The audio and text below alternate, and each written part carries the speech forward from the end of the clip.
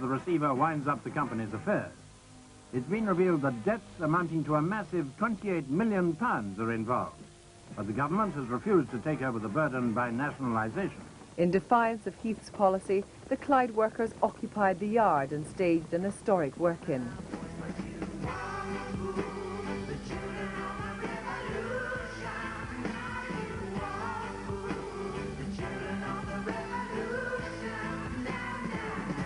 For the next 16 months, the men kept working under the leadership of their shop stewards. And there will be no hooliganism, there will be no vandalism, there will be no babying, because the world is watching us, and it's our responsibility to conduct ourselves responsibly and with dignity and with maturity. The UCS campaign started off with the fight for the yards, and then it developed into a fight for the right to work. Then it developed into a fight for the Scottish economy and the needs of the Scottish people and the needs of the Scottish people to have some control over their own destiny. After a few months, there was a realisation this one can be won. It was the end of an era. I think people felt that something of Scottish pride was under attack, and the very fact that the workers, perhaps for the first time, had decided they were going to fight against it, resist it in an active, public sort of way, struck at the heart of the Scottish psychology, so it became very much a Scottish issue. The UCS workers demanded government help. Ted Heath had already bailed out Rolls-Royce, taking it into public ownership to save it from closure. Rolls-Royce was, like Buckingham Palace or something, a major part of Britain, and the decision was taken that Rolls-Royce could not be allowed to disappear. And then, unfortunately, that summer, a few months later, we suddenly found that UCS was packing up, and I was determined that UCS should not be treated any worse than Rolls-Royce.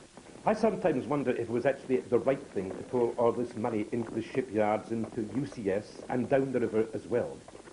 I think on reflection we might have achieved more for Scotland if we'd sent a big aeroplane above it and dropped £10 notes down over the whole community, but of course this wouldn't have been politics. I've got a feeling, though, that this was simply a political reaction. It didn't do Scotland any good.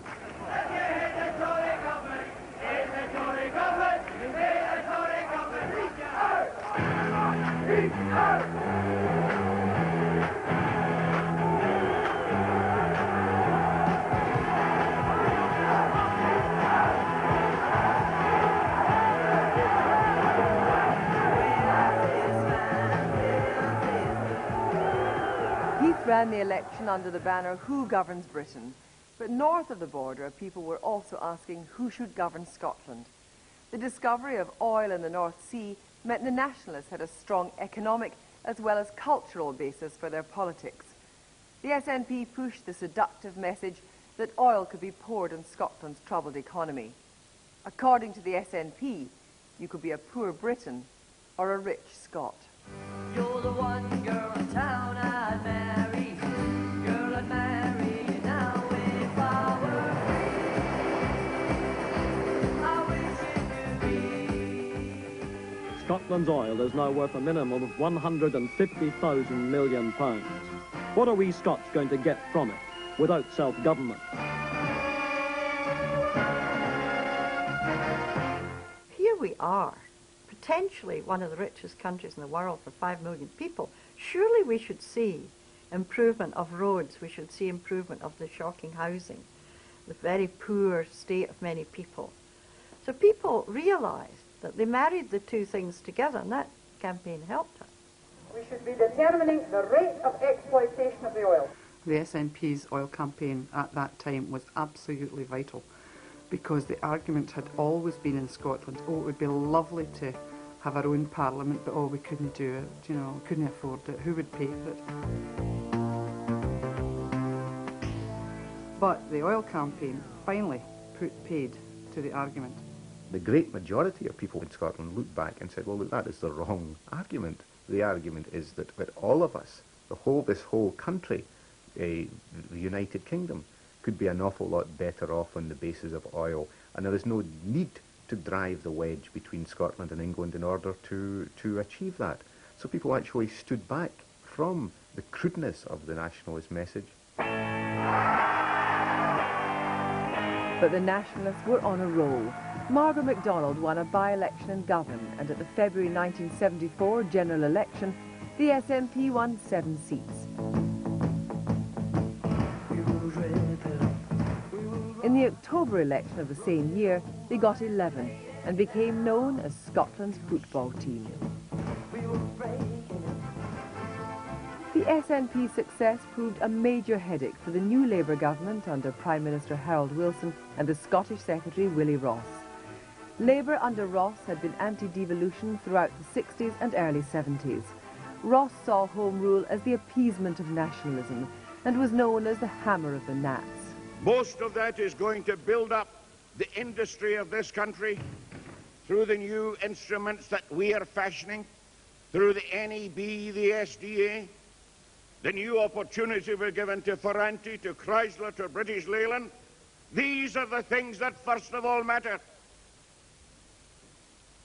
And this is where the sniping and snarking of the SNP are so totally irrelevant to the future of this country, to the future of Scotland. Willie Ross is, strangely enough, almost the archetypal Scot. I mean, he would be seen outside of Scotland as one of the strongest nationalists there has ever been.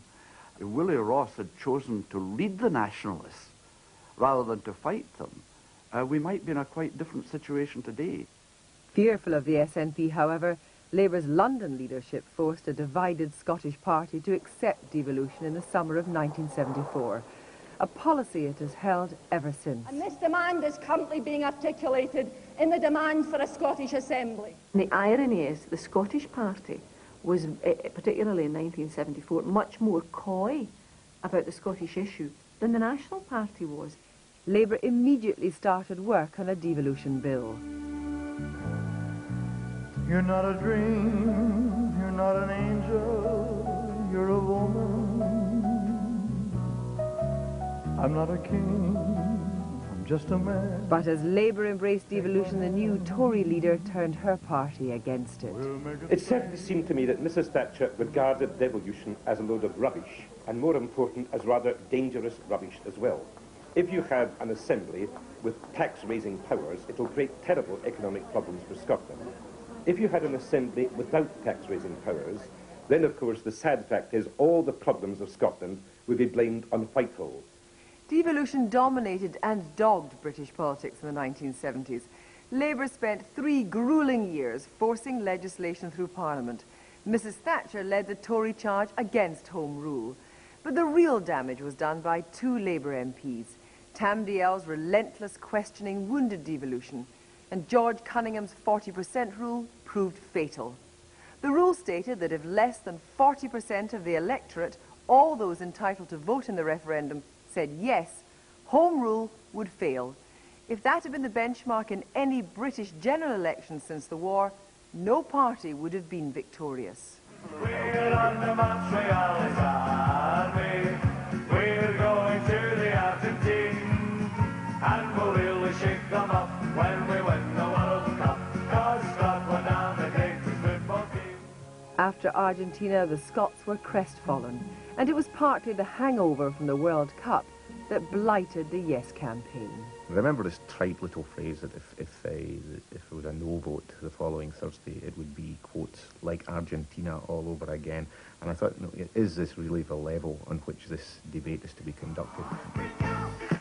It was a confusing debate for the voters. Labour, although officially pro-devolution, was divided.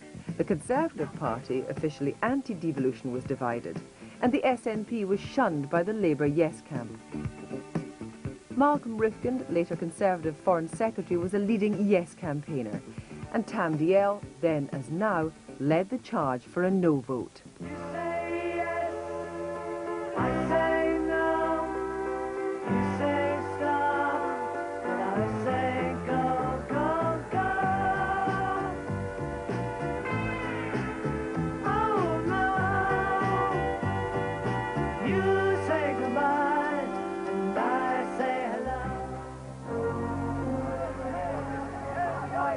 These constitutional debates were taking place against the winter of discontent. Labour was trying to impose a pay limit of 5%, but the unions wouldn't cooperate. Ordinary people had more pressing worries than devolution. There was a number of things happening in the late 70s that meant that the SNP could hardly have hoped, really, to stay ahead of the game. There were really pressing economic problems on practically every family in the country. And so therefore, people, I think, when they're under that sort of pressure, are not going to discuss the finer points of whether or not you're going to have devolution, whether you're going to have a federal system, a confederal system, or whatever. You're concerned about your job. Number of no votes, 1,153,502. As soon as the result was known, I said, well, that's it. If 2/3 of Scots aren't interested in supporting devolution, then there's no basis for a fundamental constitutional change that would affect the United Kingdom as a whole.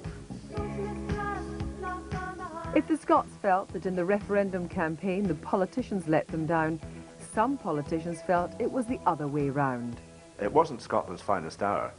And I think the politicians do sometimes feel a little bit resentful about the fact that in Scotland people say they want things, and then when you get them near the point of decision, they start to worry. There's a sort of ambiguity in the Scots, which is puzzling at times, and I felt that quite strongly there. After all, they were urging us forward, and yet when we needed their help, their crucial help at the referendum, there was some of it withheld. 2 months after the referendum, the Labour government collapsed, and with it, any hopes of devolution. In came a new Conservative government, led by a true blue unionist. Where there is doubt, may we bring faith, and where there is despair, may we bring hope. Let me give you my vision. A man's right to work as he will, to spend what he earns, to own property, to have the state as servant and not as master. These are the British inheritance.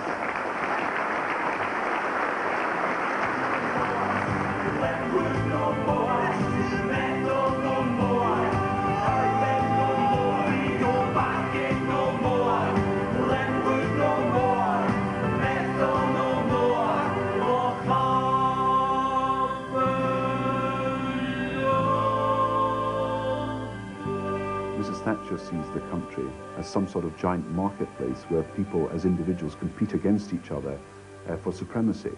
I think the Scottish people see Scotland as a community of citizens with shared objectives, with common interests, who recognise that working together can achieve more than working against each other in some sort of endless and relentless competitive struggle. The Conservatives have given council tenants the right to buy their own homes. Admittedly, this wasn't too popular with some left-wing councils, but the tenants seemed to like it. The landlord say your rent is late. Council houses at that time were home to more than 50% of the Scottish population. To the Tories, they were one big socialist bloc vote. Labour authorities were outraged but impotent. More than 250,000 council houses have since been sold in Scotland. Mrs. Thatcher could never understand that although people bought their homes, they didn't buy her politics. People will always seek to improve themselves, and one way they can improve themselves in some cases is to own their house. It's a perfectly legitimate aspiration. So there's no contradiction, for instance, between saying, yeah, great, I own my own home, but you then look at what the Tories are saying on the National Health Service and education and say, hey, wait a minute, I mean, that is as alien to me as an owner-occupier as it was as a council tenant. The opposition parties in Scotland were in no condition to challenge the Thatcher agenda. The SNP was reeling from the 1979 election when it had lost 9 of its 11 MPs. The left forced the party to adopt a policy of civil disobedience.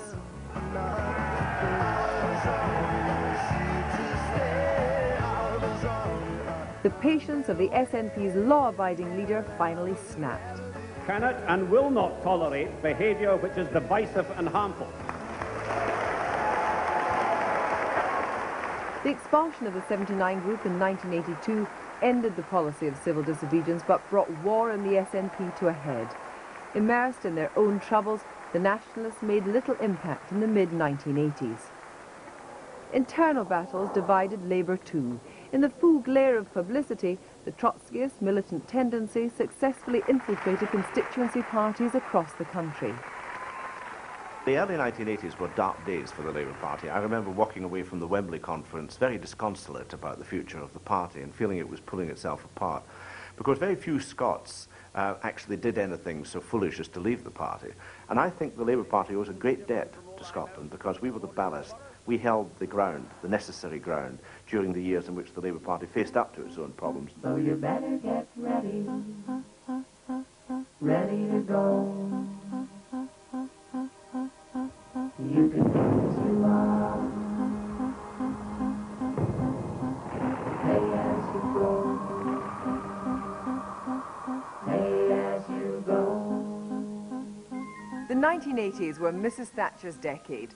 Her crusade of free enterprise and self-reliance had transformed the nation. But there was a policy too far, the poll tax. The tax was introduced a year early in Scotland and provoked a furious reaction.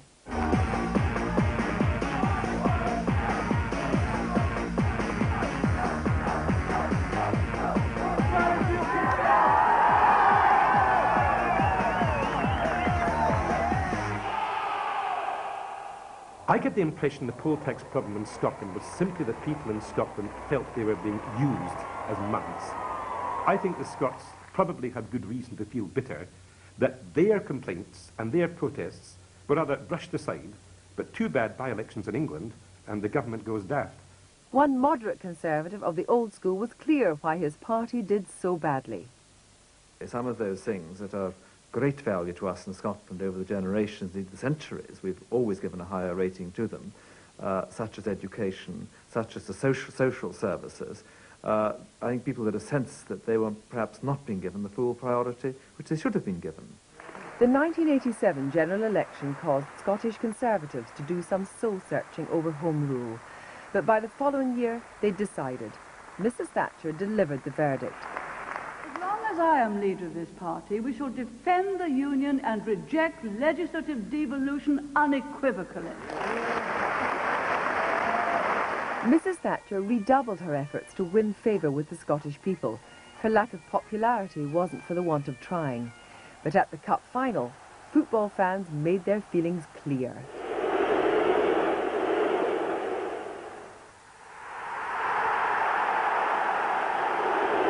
I think what was wrong with poor Mrs. Thatcher was that she didn't appreciate the Scots want Scots fighting for them, not a lady from London coming to hand out largesse or to come to Scottish occasions and appear to sound Scottish.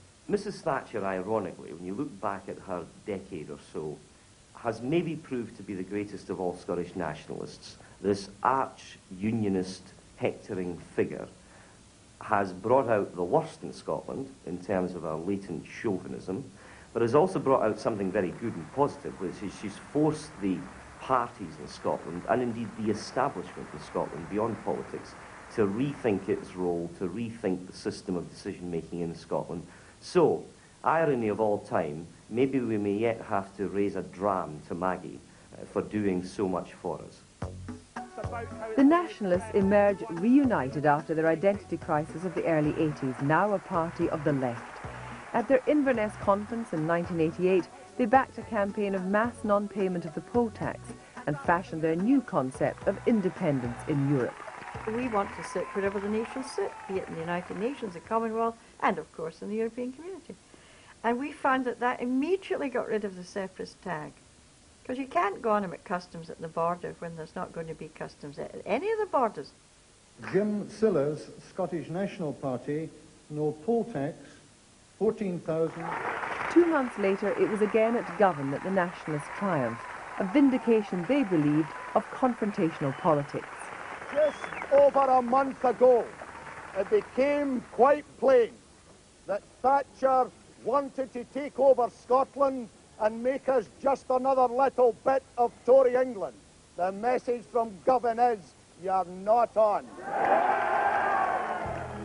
The SNP wasn't the only party to reposition itself.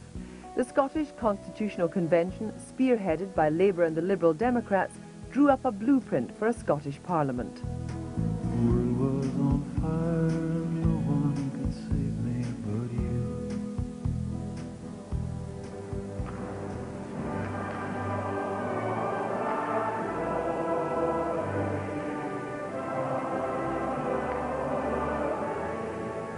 Constitution is the core, the heart and the guts of the way of life in the United Kingdom. The way you walk. After 3 Labour defeats in a row, Neil Kinnock was sure it was his turn for victory. He just didn't look professional. And John Major did look professional in his bank manager's suits and his sober shirts and ties. And I think people's views really had coalesced before Sheffield Wednesday, but Sheffield Wednesday in the end was the confirmation that if you put this man in front of a crowd, We're all right! he was likely to go over the top. We're all right! The Tories successfully played on fears of higher taxes under Labour during the election campaign.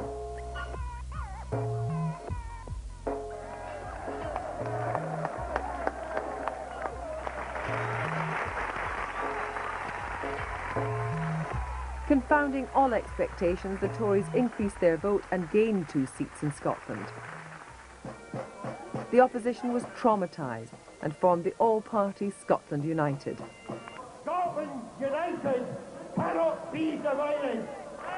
It was an emotional spasm from a Scottish population that was appalled at its misjudgment that Labour were going to win south of the border and give them a Labour government. And also, I think there was a degree of guilt among some people that they had not had the courage to go for independence.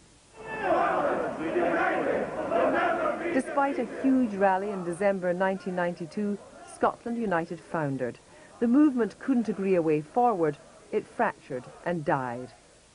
Labour's 4th successive defeat at the polls in 1992 heralded the end of Neil Kinnock's leadership. His successor, an Edinburgh advocate and long-time devolutionist, was good news for Labour and for Home Rule. John Smith had piloted devolution through the Commons in the 1970s and regarded the quest for a Scottish Parliament as unfinished business. We want to strengthen local democracy, and that's why we want to decentralise power. That's why we need a Scottish Parliament, a Welsh Assembly and devolution of power to the regions of England.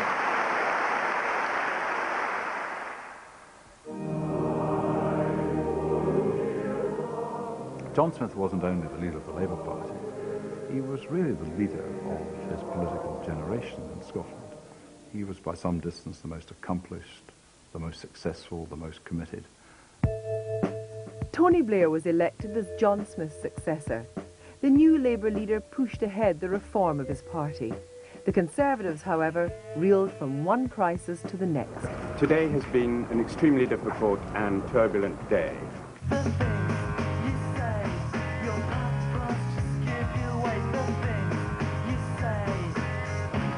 You're unbelievable.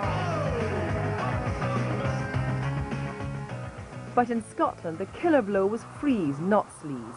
Imposing VAT on fuel sent the Tories plummeting down the political thermometer. I just knew that this was going to take us right back to the poll tax days in terms of political unpopularity. My heart failed, and I have to say, I really felt politically it was an announcement of quite crass ineptitude. Fearing the government planned water privatisation, Strathclyde region held a referendum on the policy. To their eternal credit, and here's the real challenge for those who believe in the will of the people. They took it to the people, and resoundingly, this 97% of people said that they were opposed to the government's plans. And if there is any one reason for why there are more breeding ospreys in Scotland than there are Tory councillors, it is the Strathclyde water referendum. The Tories hit an all-time low in Scotland. They pinned their hopes on one man and one policy. Put aside that gentle nature we've come to know and love. Forsyth's masterstroke was the tartan tax. He attacked the Scottish Constitutional Convention's plan that a Scottish Parliament should have tax-varying powers. And why should people in Scotland have to pay an extra £6 a week simply because they work in Scotland and only in Scotland?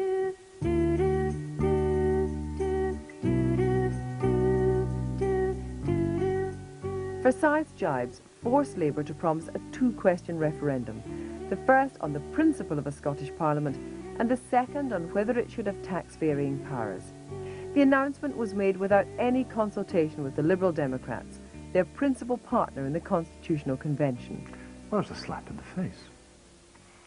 And it was a slap in the face, or so it seemed, from people that one knew, who in the small political village that is Scotland, one trusted. In the end, what Ming and everyone else has got to understand, if they're in favour of devolution, that the past is the past. We've got a policy that, frankly, most people in Scotland will support. Let's go out and now try and persuade them. After a 3-month battle and a farcical week when the policy changed twice, the leadership got its way. A referendum with 2 questions.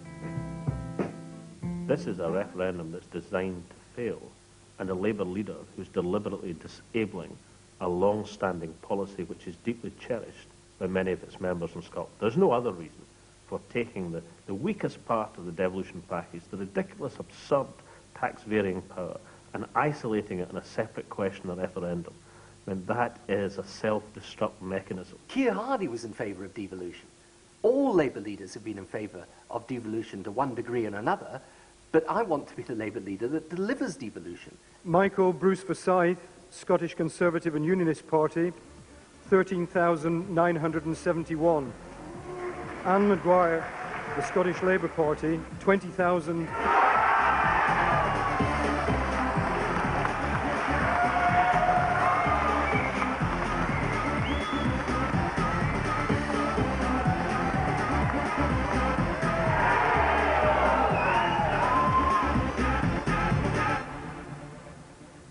After the election, the SNP and the Liberal Democrats set aside their differences with Labour and enthusiastically joined the Yes Yes campaign.